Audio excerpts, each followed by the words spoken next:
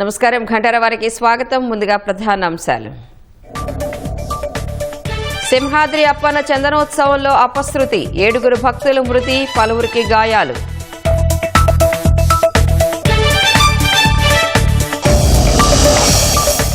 సింహాచలం ఘటనపై సీఎం ఉన్నత స్థాయి సమీక్ష, మృతుల కుటుంబాలకు 25 లక్షల పరిహారం.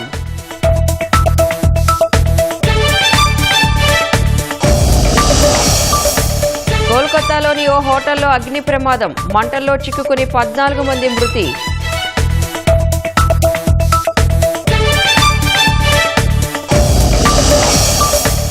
నియంత్రణ రేఖ వెంబడి మరోసారి పాకిస్తాన్ కాల్పులు, సమర్థంగా తిప్పికొట్టిన భారత సైన్యం.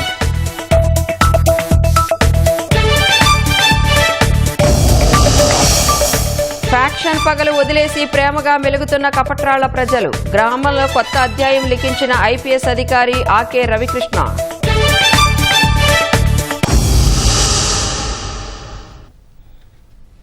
విశాఖ జిల్లా సింహాద్రి అప్పన్నస్వామి చందనోత్సవంలో అపశృతి చోటు చేసుకుంది. స్వామివారి నిజరూపాన్ని దర్శించుకునేందుకు వచ్చిన భక్తులపై గోడ కూలడంతో 7 మృతి చెందారు, పలువురు గాయపడ్డారు. హోంమంత్రి అనిత, విశాఖ జిల్లా కలెక్టర్ సిపి ఘటనాస్థలిని పరిశీలించారు.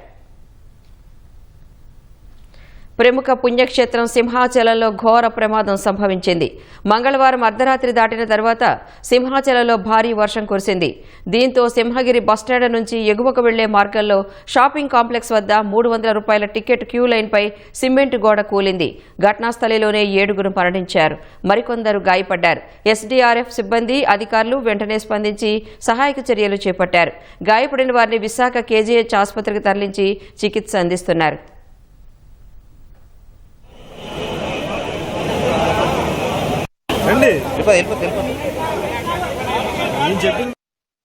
సార్ పెద్దగా వర్షం పడడం కారణంగా ఇమీడియట్ గా పెద్ద సౌండ్ రావడం అనేది జరిగింది సార్. వెంటనే మాకు ఇన్ఫర్మేషన్ అనేది వచ్చింది. పక్కన ఈ సరౌండింగ్ ఉద్యోగాలు చేస్తున్నాం, మేము ఆల్రెడీ డ్యూటీలో ఉన్నాము, నైట్ డ్యూటీలో. ఇమీడియట్ గా మేమందరం ఇక్కడ రావడం జరిగింది. ఆ టెంపుల్ వారు వచ్చి 4-5 డేస్ వచ్చింది, దానికి కట్టే ఉన్నారు. ఒకసారి గాలి వాన రావడంతో ఆ టెంట్ ప్లగ్ ఒకసారి కిందకి దిగడంతో దానికి వలన ప్రెజర్ పడి గోడ పడిపోయింది సార్. ఆల్రెడీ మేము 1 డే బిఫోర్ వచ్చి ఇక్కడ డిప్లాయ్మెంట్ ఉన్నాము, ఏపీఎస్డీఆర్ఎఫ్ వైజాగ్ టీము. మా టీంలన్నీ ఇక్కడ రెడీగా ఉన్నాయి. మేము వచ్చి జనం అప్పుడు కట్టర్తో వచ్చి జనం అంతా లాగి కొంచెం సరి చేసాం సార్. మొత్తం అంతా క్లియర్ చేసి ఇప్పుడు క్లియరెన్స్ ఇచ్చాం సార్ మొత్తం అంతా. సింహాచలంలోనే ఉన్న హోంమంత్రి అనిత, విశాఖ కలెక్టర్ హరీందర్ ప్రసాద్, విశాఖ నగర పోలీస్ కమిషనర్ శంకబ్రత బాగ్చి స్వయంగా సహాయక చర్యలను పర్యవేక్షించారు. వచ్చింది, గోడ కూలిందని 1 or 2 ఇంజురీస్ అన్నారు. అయినప్పటికీ కూడా నేను వచ్చి చూస్తానని చెప్పి నేను పుట్అవుట్ వచ్చాను. అప్పటి నుంచి ఇప్పటి వరకు మేము ఇక్కడే ఉండడం జరిగింది. అంటే ఎక్కడా కూడా రెస్క్యూ ఆపరేషన్స్ లో కానీ నిర్లక్ష్యం వహించడం కానీ ఎక్కడ కూడా మేము చేయలేదు. ఇమీడియట్ గా క్షతగాతులు ఎవరైతే ఉన్నారో వాళ్ళందరినీ కూడా హాస్పిటల్కి తీసుకెళ్లి మేము పంపించడం జరిగింది. ప్రాథమిక నివేదిక ప్రకారం ఆ వర్షం ఏదైతే వచ్చిందో వాటర్ అంతా కూడా ఆ లూజ్ సాయిల్ వలన వాటర్ అంతా కూడా కొంచెం లోపలికి దిగి ఆ గోడ కూలింది అన్నది ఒక ప్రాథమిక సమాచారం ప్రకారం వచ్చిన నివేదిక. ఇంకా కూలంకషంగా మా వాళ్ళందరూ కూడా సార్ ఎంక్వైరీ చేస్తున్నారు. ప్రమాద ఘటనపై పూర్తిస్థాయి దర్యాప్తు చేయించి కారకులపై చర్యలు తీసుకుంటామని అధికారులు తెలిపారు. క్షతగాతులకు ఆసుపత్రిలో మెరుగైన వైద్యం అందిస్తున్నట్లు తెలిపారు.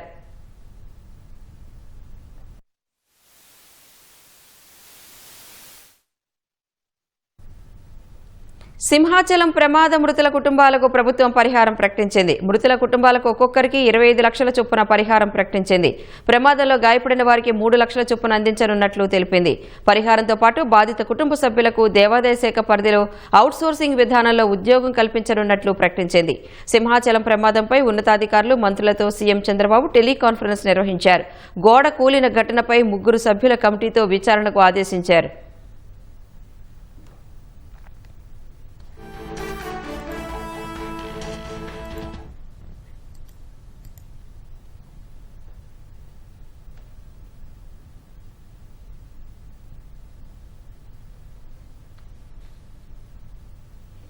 సింహాచలం ప్రమాదంపై ఉన్నతాధికారులు, మంత్రులతో సీఎం చంద్రబాబు ఉన్నత స్థాయి సమావేశం నిర్వహించారు. మరింత సమాచారం మా ప్రతినిధి కృష్ణ అడిగి తెలుసుకుందాం. కృష్ణ, ఉన్నత స్థాయి సమీక్షలో సీఎం ఏ ఆదేశాలు ఇచ్చారు?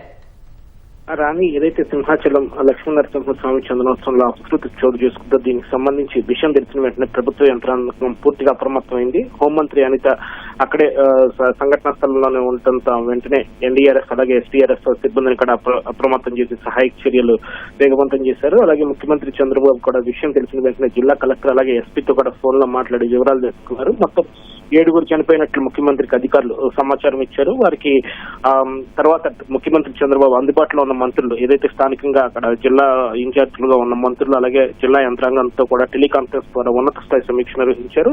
మొత్తం ఘటనపై తీవ్ర దిగ్భ్రాంతి వ్యక్తం చేయడంతో పాటు తదనంతర పరిణామాలు, ఘటన చోటు చేసుకున్న తదనంతర పరిణామాలపైన కూడా ఉన్నత స్థాయి సమీక్ష నిర్వహించారు. ఇందులో ప్రధానంగా చనిపోయిన మృతుల కుటుంబాలు ఒక్కొక్కరికి 25 లక్షల రూపాయలు చొప్పున పరిహారం అందించాలని చెప్పి సీఎం నిర్ణయించారు. అలాగే గాయపడిన వారికి 3 లక్షల రూపాయలు చొప్పున పరిహారం ఇవ్వాలని చెప్పి కూడా సీఎం నిర్ణయం తీసుకున్నారు.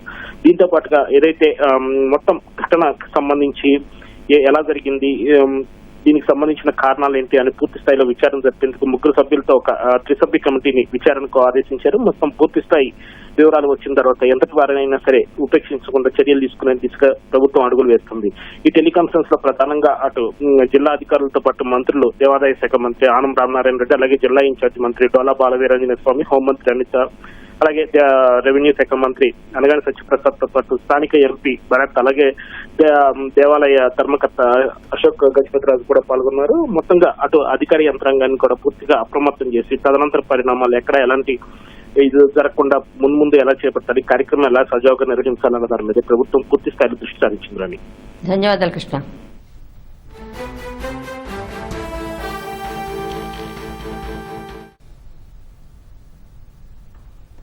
సింహాచలం దుర్ఘటనపై మరింత సమాచారం మా ప్రతినిధి కూర్మరాజు అడిగి తెలుసుకుందాం. కూర్మరాజు, సింహాచలం వద్ద ప్రస్తుత పరిస్థితి ఏంటి? అని సింహాచలంలో ఈ తెల్లవారుజామున జరిగిన దుర్ఘటన తర్వాత పరిస్థితి అక్కడ పూర్తిగా ఆ శిథిలాల తొలగింపు కార్యక్రమం పూర్తయింది. ఎన్డీఆర్ఎఫ్, ఎస్డీఆర్ఎఫ్ బృందాలు ఆ శిథిలాల నుంచి మృతులను బయటకు తీసుకొచ్చి ఆ మృతదేహాలను కేజీహెచ్ కి తరలించారు. 7 మృతదేహాలు కేజీహెచ్ లో ఉన్నాయి. ఇప్పుడు వారిని గుర్తించి బంధువులకు సమాచారం ఇచ్చి వారిని ఆ శవ పరీక్ష ముందు శవ పంచనామా చేసిన తర్వాత శవ పరీక్షకి వైద్యులంతా కూడా వైద్య బృందాలు సిద్ధంగా ఉన్నాయి.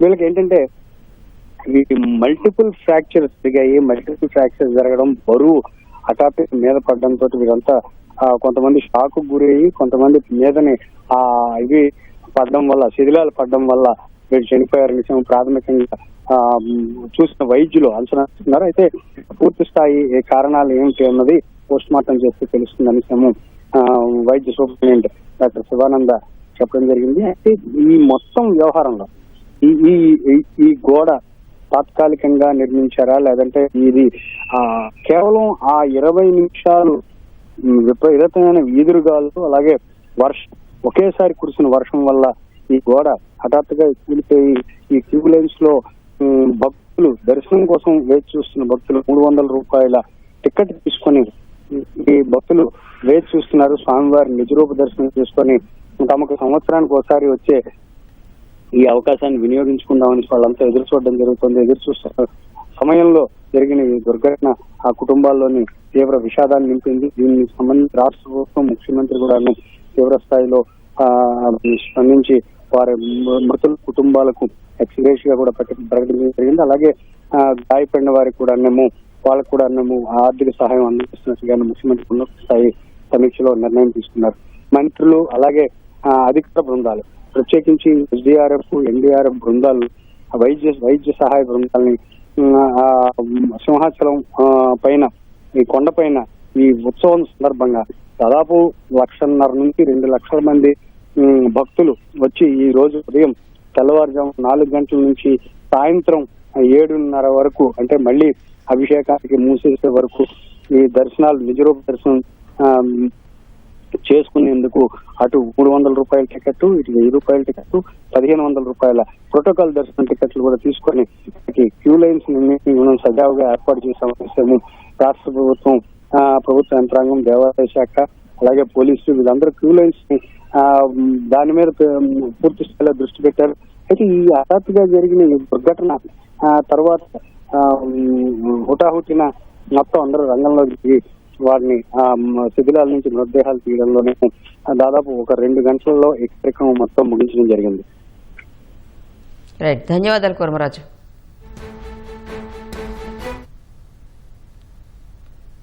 వైసీపీ హయాంలో రాష్ట్రంలో 3,500 కోట్ల రూపాయల మద్యం కుంభకోణం జరిగిందని ప్రభుత్వం సుప్రీంకోర్టుకు తెలిపింది. 2019-24 మధ్య ఎంపిక చేసిన సంస్థల బ్రాండ్స్ మద్యం మాత్రమే అమ్ముడయ్యేలా చేసి వైసీపీ ఎంపీ మిథున్ రెడ్డి సహా కొందరు నాయకులు ముడుపులుగా దండుకున్నట్లు స్పష్టం చేసింది. మద్యం కేసులో ముందస్తు బెయిల్ కోసం మిథున్ రెడ్డి సుప్రీంకోర్టులో వేసిన పిటిషన్లో ఈ మేరకు ప్రభుత్వం కౌంటర్ దాఖలు చేసింది. పిటిషనర్ను కస్టడీలోకి తీసుకుని విచారించాల్సి ఉందని కోర్టుకు విన్నవించింది. మద్యం కుంభకోణంలో మిథున్ రెడ్డి ప్రధాన పాత్రధారని ప్రభుత్వం పేర్కొంది. ఈ కేసులో ముందస్తు బెయిల్ కోసం సుప్రీంకోర్టులో ఎంపీ మిథున్ రెడ్డి దాఖలు చేసిన పిటిషన్లో కౌంటర్ దాఖలు చేసింది. మొత్తం వ్యవహారానికి రూపకల్పన చేసి నడిపించడంలో మిథున్ రెడ్డి కీలకమని, ఆయన మరికొందరు నిందితులు కలిసి మొత్తం మద్యం విధానం, దాని రూపురేఖలు మార్చి తమతో పాటు కావలసిన వారికి ముడుపులు అందేలా వ్యూహం పన్నారని పేర్కొంది. వీటిలో అత్యధికంగా నగదు, బంగారం రూపంలో అందుకున్నారని స్పష్టం చేసింది. ఈ మేరకు సాక్షుల వాంగ్మూలాలు, ఆర్థిక లావాదేవీల వివరాలు, ఇతర మెటీరియల్ సేకరించినట్లు తెలిపింది. మిథున్ రెడ్డితో పాటు ఈ కుంభకోణం ద్వారా ప్రయోజనం పొందిన వారిని గుర్తించడానికి, ఆర్థిక లావాదేవీలు వెలికితీయడానికి దర్యాప్తు కొనసాగుతోందని, అందువల్ల పిటిషనర్ను కస్టడీలోకి తీసుకుని విచారించాల్సి ఉందని కోర్టుకు విన్నవించింది.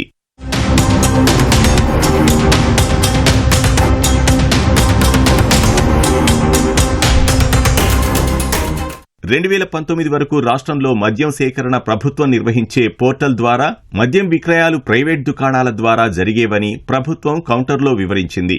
ఎంత మద్యం కావాలో సరఫరాదారులకు కంప్యూటర్ ఆధారిత ఆటో జనరేటెడ్ ఆర్డర్ ఫర్ సప్లైలు జారీ చేసేవారని, అయితే 2019 ఆగస్టు 16న ప్రభుత్వం జీవో నెంబర్ 357 ఆధారంగా ఏపీబీసీఎల్కు ప్రభుత్వ రిటైల్ అవుట్లెట్ల ఏర్పాటుకు అవకాశం ఇచ్చిందని తెలిపింది. 2019 సెప్టెంబర్ 16న ఇండియన్ రైల్ ట్రాఫిక్ సర్వీస్ అధికారి వాసుదేవరెడ్డిని డిప్యుటేషన్పై రాష్ట్రానికి తీసుకొచ్చి ఏపీఎస్బీసీఎల్ ఎండీగా నియమించారని కోర్టుకు తెలిపింది.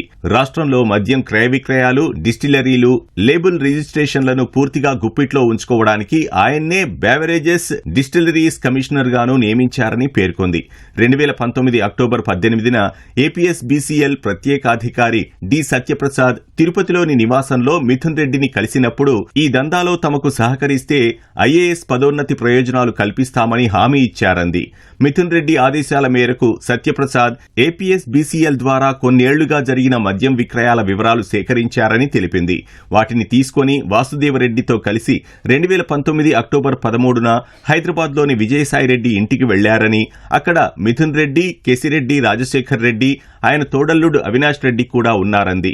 వారంతా కలిసి అమ్మకాల వివరాలను పరిశీలించారని, తమ ప్రణాళిక అమలు చేస్తే ప్రతి నెల 50 నుంచి 60 కోట్లు దండుకోవచ్చని అంచనా వేశారని కౌంటర్లో ప్రభుత్వం పేర్కొంది.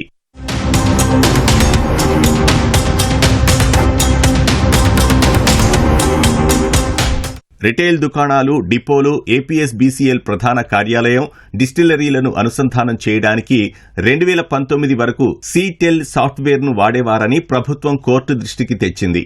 ఆ సాఫ్ట్వేర్ రిటైల్ దుకాణాల్లో విక్రయాలు, స్టాక్, ఏపీఎస్బీసీఎల్ డిపోల్లో నిల్వ అన్నీ సరిచూసుకుని ఆటోమేటిక్ గా ఓఎఫ్ఎస్లు జారీ చేసేదంది. 2019 అక్టోబర్ 15న జరిగిన సమావేశంలో పన్నిన కుట్ర ప్రకారం ఆటోమేటెడ్ ఓఎఫ్ఎస్ జనరేషన్ ను డిజేబుల్ చేయమని వాసుదేవరెడ్డి ఏపీఎస్బీసీఎల్ సీజీఎం ఆంజనేయ ప్రసాద్ కు చెప్పారని, ఆయన ఆదేశాలతో డేటాబేస్ అడ్మినిస్ట్రేషన్ రామకోటేశ్వరరావు ఈ మేరకు సీటెల్ కు మెయిల్ పంపారని పేర్కొంది.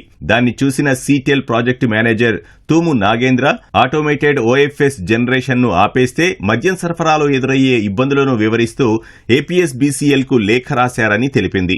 మిథున్ రెడ్డి, వాసుదేవరెడ్డి వాటిని పట్టించుకోలేదని, రాష్ట్రంలో మద్యం క్రయ విక్రయాలను తమ గుప్పిట్లో పెట్టుకోవాలన్న దురుద్దేశంతోనే ఆటోమేటెడ్ విధానాన్ని తొలగింపజేశారని కోర్టుకు విన్నవించింది.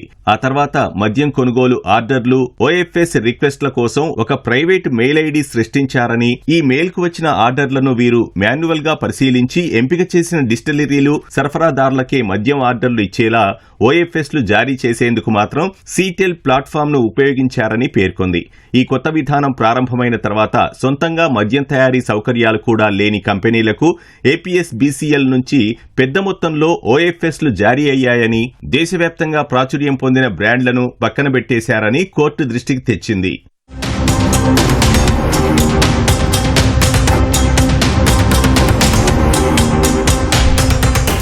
రాష్ట్రంలో ప్రతి నెల 27 నుంచి 30 లక్షల కేసుల ఐఎంఎల్, 7 నుంచి 10 లక్షల కేసుల బీర్లు విక్రయించారని ప్రభుత్వం కౌంటర్లో పేర్కొంది. తొలినాళ్లలో ముడుపుల గురించి సరఫరాదారులతో కేసిరెడ్డి రాజశేఖర్ రెడ్డి, అవినాష్ రెడ్డి, వాసుదేవరెడ్డి, సజ్జల శ్రీధర్ రెడ్డి, తర్వాత వాసుదేవరెడ్డి మాట్లాడారని తెలిపింది. ఆ తర్వాత అవినాష్ రెడ్డి అనంతరం బూనేటి చాణక్యలు హైదరాబాద్ నుంచే సరఫరాదారులు డిస్టిలరీలతో సమన్వయం చేశారని విన్నవించింది. Southern Blue, 9 Horses, Andhra Gold, HD whisky లాంటి బ్రాండ్లకు కేసుకు 150 రూపాయలు, Daru House, Royal Palace, Brilliant బ్లెండ్లకు కేసుకు 200 రూపాయలు, కొన్ని బ్రాండ్లకు కేసుకు 350 రూపాయలు, హై ఎండ్ బ్రాండ్లకు కేసుకు 600 ముడుపుల కింద ఖరారు చేశారని తెలిపింది. రెవెన్యూ శాఖ అప్పటి ముఖ్య కార్యదర్శి రజత్ భార్గవ్ జారీ చేసిన స్పెషల్ మెమో ఆధారంగా విజయసాయిరెడ్డి సిఫార్సు ప్రకారం అనూష అనే డేటా ఎంట్రీ ఆపరేటర్ను ఎంఐఎస్ సెక్షన్లో నియమించారని పేర్కొంది. ఆమె రోజు మద్యం విక్రయాల డేటా తీసుకుని తన సెల్ ఫోన్ నుంచే విజయసాయిరెడ్డికి సైఫ్ అనే వ్యక్తికి పంపేవారని కోర్టు దృష్టికి తెచ్చింది. అమ్మకాల డేటా ఆధారంగా ఏ డిస్టిలరీ సప్లయర్ ఎంత ముడుపులు చెల్లించాలో సైఫ్ లెక్కగట్టి కేసిరెడ్డి రాజశేఖర్ రెడ్డికి పంపేవారని కౌంటర్లో ప్రభుత్వం వివరించింది. దాన్ని ఆయన అవినాష్ రెడ్డి, చాణక్యలకు పంపేవారని, వీళ్లు 5 రోజులకోసారి తయారీదారులు, సరఫరాదారుల నుంచి కిరణ్ కుమార్ రెడ్డి, దిలీప్, ఖురేషి, చిస్తీ ద్వారా ముడుపులు నగదుగా వసూలు చేసేవారని, తర్వాత ఆ మొత్తాన్ని కేసిరెడ్డి రాజశేఖర్ రెడ్డికి అప్పగించేవారని తెలిపింది. లంచాలు అందిన తర్వాత దాని ఆధారంగా order for supply indent plan create చేసి దాన్ని సాయి ప్రసాద్ కు అప్పగించేవారని వివరించింది. ఆ ప్రణాళికను డిపో మేనేజర్లు ఖచ్చితంగా అమలు చేసేలా సత్యప్రసాద్ రోజు 5-6 సార్లు వారితో వాట్సాప్ కాల్ మాట్లాడేవారని, ఇప్పటి వరకు గుర్తించిన దాని ప్రకారం నెలకు సగటున 50 నుంచి 60 కోట్లు వసూలు చేశారని, తద్వారా తమకు లంచాలిచ్చిన కంపెనీలతో పాటు తాము కూడా భారీగా ప్రయోజనం పొందారని కోర్టుకు విన్నవించింది. ప్రభుత్వ ఖజానాకు తీవ్ర నష్టం కలిగించారని ప్రభుత్వం కౌంటర్లో పేర్కొంది. మార్పు అంటే ఏంటి? ఊళ్ళో రోడ్లు, డ్రైన్లు, మంచినీళ్లు వంటి వసతులు కల్పిస్తే చాలా? కానే కాదు. మనుషులు మారాలి, వాళ్ల మనసులు మారాలి. ఆ పల్లె కథ కూడా అలాంటిదే. కత్తులు దూసిన చేతులు కరచాలనం చేశాయి. బాంబులు విసిరిన బుర్రలు ఉద్యాన సిరులొలికిస్తున్నాయి. ఫ్యాక్షన్ హత్యలతో బీతిలిన ఆ ఊరు ఇప్పుడు శాంతి సామరస్యాలతో ప్రగతి పాట పాడుతోంది. సీనియర్ ఐపీఎస్ ఆకే రవికృష్ణ దత్తత గ్రామం కపట్రాళ్ల ఫ్యాక్షన్ ముద్ర చెరిపేసుకుని ఆదర్శ గ్రామంగా మన్ననలు అందుకుంటోంది. కర్నూలు జిల్లా దేవనకొండ మండలం కప్పట్రాళ్ల ఫ్యాక్షన్ పురిటిగడ్డగా పేరున్న ఆ గ్రామంలో దాదాపు 30కి పైగా హత్యలు జరిగాయి. కొందరు వేట కత్తులకు బలైతే మరికొందరు జైళ్లలో మగ్గారు. కుటుంబాలు చిన్నాభిన్నమయ్యాయి. ఊళ్ళో ఎవరు ఎవరిపై కత్తి దూస్తారోననే భయంతో కంటి మీద కునుకులేని పరిస్థితి. అలాంటి భయానక వాతావరణంలో బతికిన జనం ఇప్పుడు నిర్భయంగా ప్రశాంత జీవనం గడుపుతున్నారు. దానికి శాంతి దూతగా నిలిచారు ఐపీఎస్ అధికారి ఆకే రవికృష్ణ.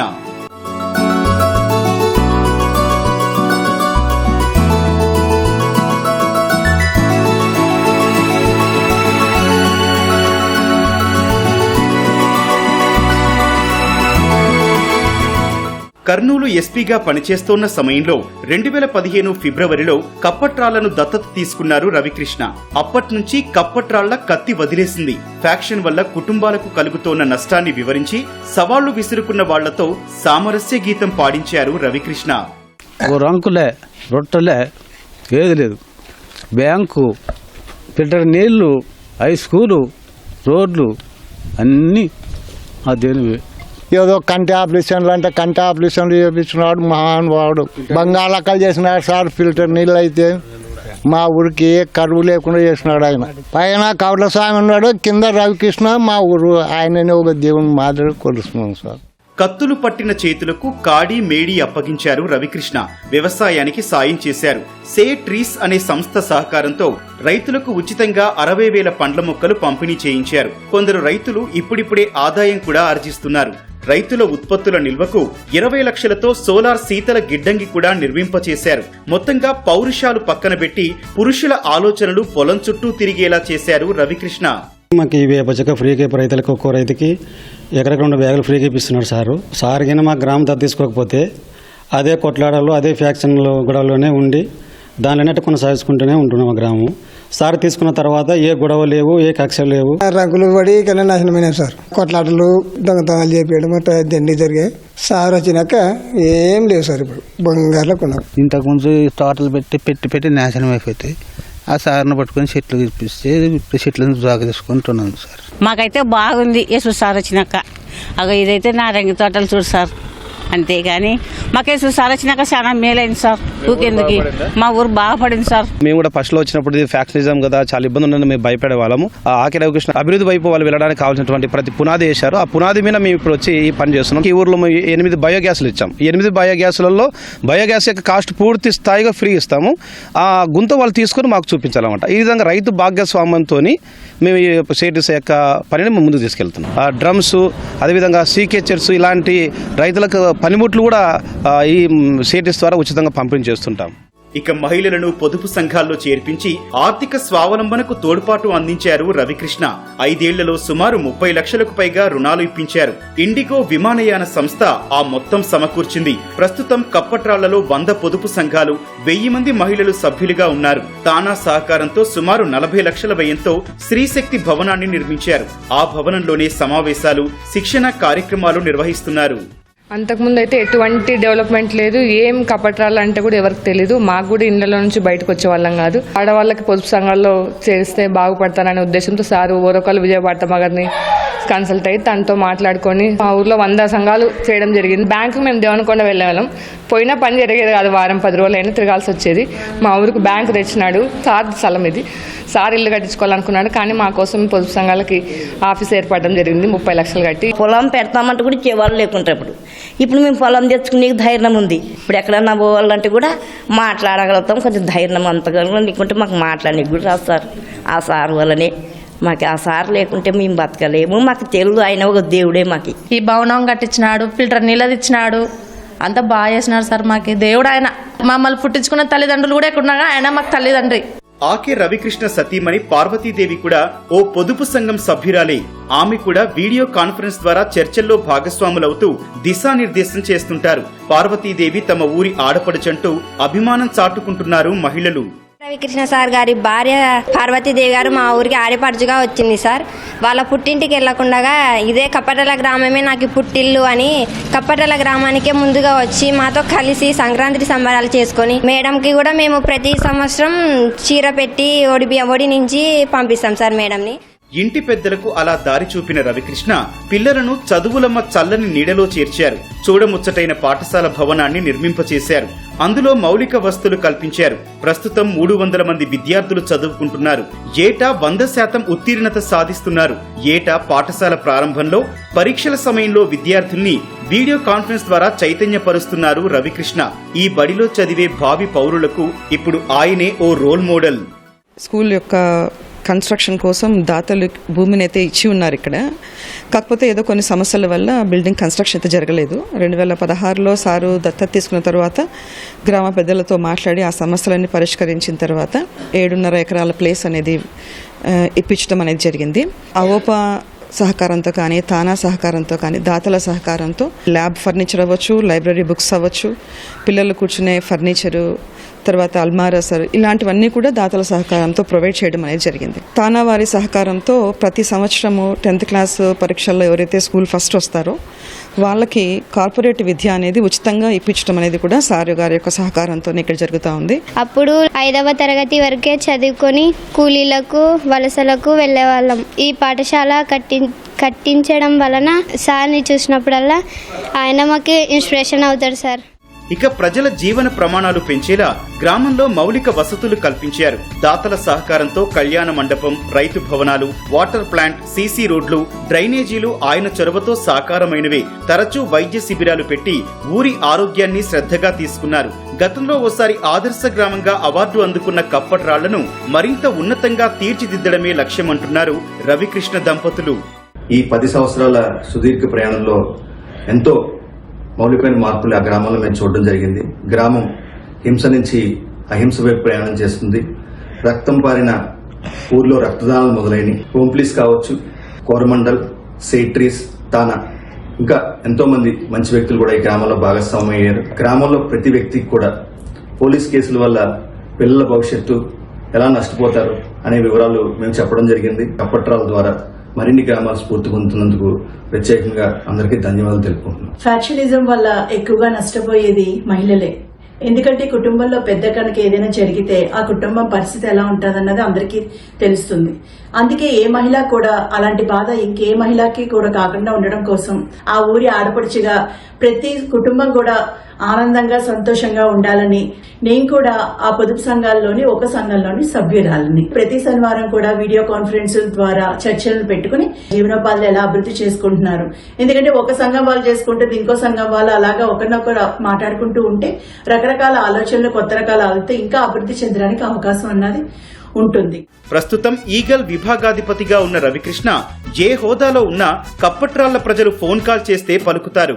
ఏటా సంక్రాంతి పండుగను గ్రామస్తులతోనే కలిసి చేసుకుంటారు.